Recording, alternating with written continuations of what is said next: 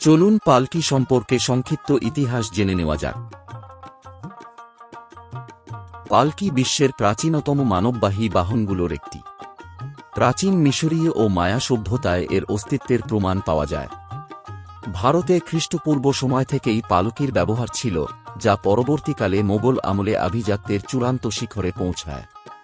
সে সময় সম্রাট ও রাজপরিবারের সদস্যরা এক স্থান থেকে অন্য স্থানে যাওয়ার জন্য কারুকার্যচিত পালকি ব্যবহার করতেন। বাংলার গ্রামীণ সংস্কৃতিতে পালকি ছিল এক অবিচ্ছেদ্য অংশ। বিশেষ করে বিয়ের অনুষ্ঠানে কনেকে শ্বশুরবাড়ি নিয়ে যাওয়ার জন্য পালকি ব্যবহার করা হতো।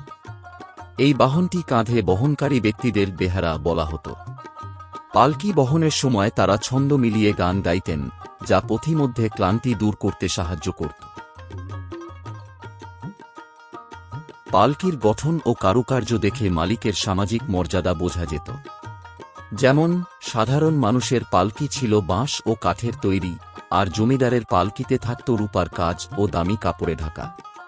ঊনবিংশ শতাব্দীর মাঝামাঝি পর্যন্ত পালকি ছিল যাতায়াতের প্রধান মাধ্যম।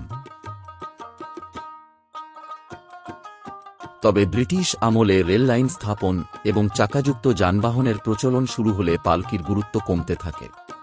বিংশ শতাব্দীর শুরুতে পাকা রাস্তা তৈরি ও মোটর গাড়ি আসার ফলে এই ধীরগতির বাহনটি প্রায় বিলুপ্ত হয়ে যায়। বর্তমানে এটি কেবল জাদুঘরে বা বিশেষ লোকজ উৎসবে ঐতিহ্যের প্রতীক হিসেবে দেখা যায়।